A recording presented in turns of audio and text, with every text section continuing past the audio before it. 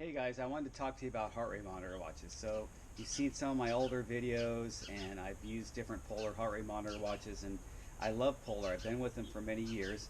This was the original one. I don't think I ever made a video about this.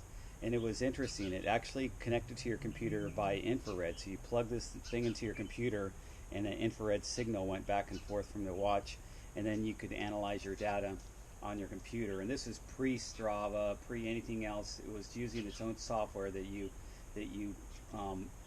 got at CD and you put it into your PC.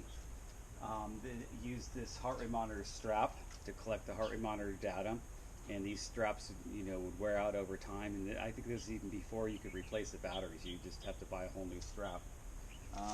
And then it would also use these little sensors to connect to your fork, and then a little magnet on your wheel would calibrate your speed. It was pre-GPS.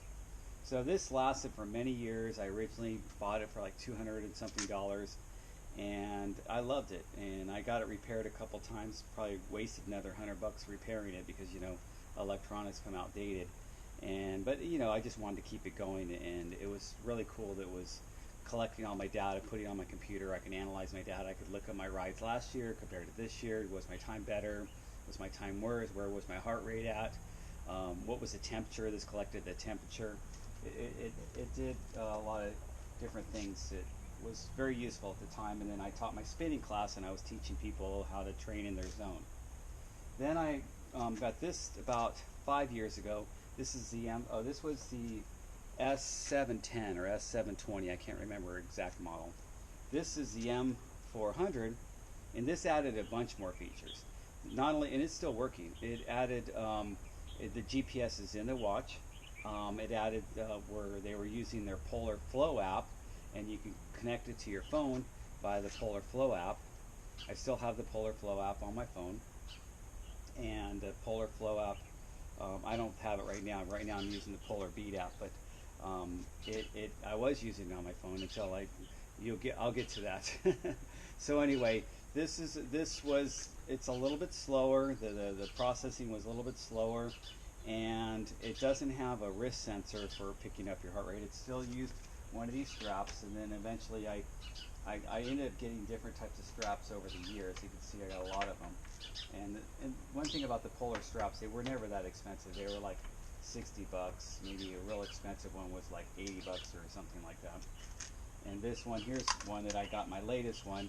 This strap was $79. You can see right there, that's how much I probably got it on sale. Usually I can get a discount or find a sale. So that's the one I'm still using today, this heart rate monitor strap.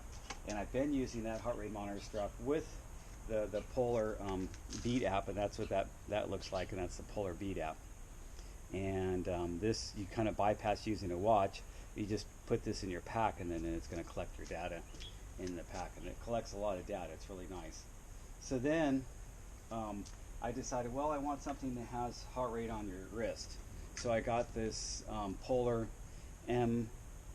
This is the M600, and this was Polar's first attempt to make like a smart watch with notifications, sync to your phone, and everything like that. And they used an app called Google Wear to do this, because Polar is more of a PC-based type of company, if you will. And so they use this company called, they use Google, which everybody knows Google. They use Google Wear to sync it, and then it'll go from the Google Wear to the Polar Flow, and then to the cloud and everything like that.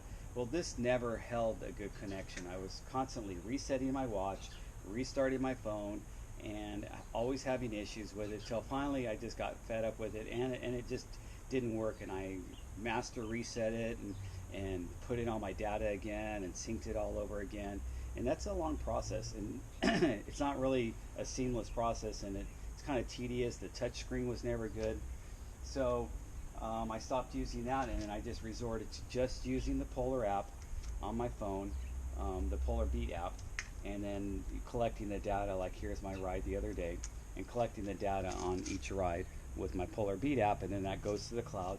And now that everything goes to Strava, well, has been going for the past 9 years or so, then I just put the information on Strava, and I'm looking at some other third-party apps that you can forward your information on, and just use it on that. the shame is I have Polar data going all the way back to when I was training like 20 years ago, or when I first got that watch. It had to be at least 20, maybe 17 years ago. So then I decided, well, I'm tired of dealing with Polar, and they're so finicky, and then I want all these features. I want all the latest features. So this is my latest toy, and you can see my bikes here. Those are the bikes that I ride on a regular basis.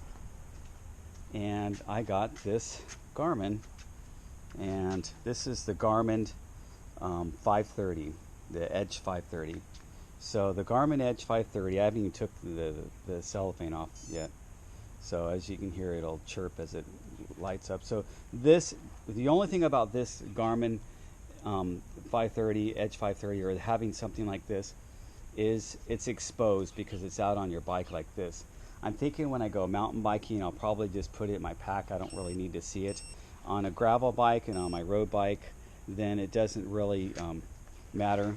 And because it's not like I'm going down technical trails and will fly over the handlebars and take this off or crash and knock this off.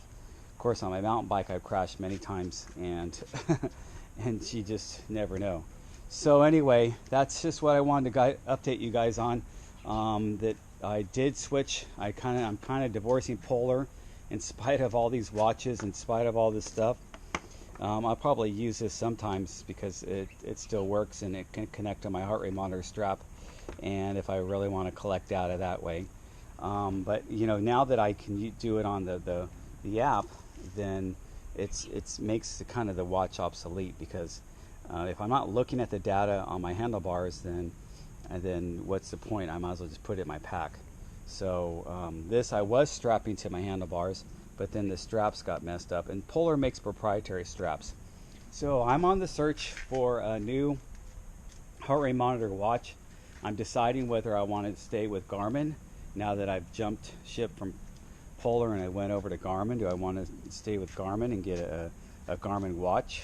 The Garmin watches are expensive. The Garmin watch that would have the same features as this is about a $500 or $600 watch. This was $300, actually less than $300. That's just telling me it's connected to my phone right now. That's how nice Garmin is. It connects, and it connects to my Wi-Fi. Believe me, look up DC Rainmaker or DesFit for more details on that Garmin Edge 530. They reviewed it really well. I have these out here because I'm going to put these water bottle mounts. If you notice, I just have one water bottle mount on each bike. They can take two, and so I went ahead and bought these really nice Silka, and I had to go tie because my bikes are tie, and I wanted something to kind of go with it, and why not? Silka makes really good stuff.